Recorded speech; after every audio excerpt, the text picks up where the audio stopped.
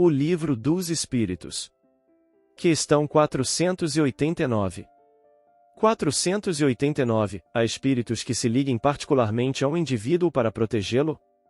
Ao irmão espiritual, o que chamais o bom espírito ou o bom gênio?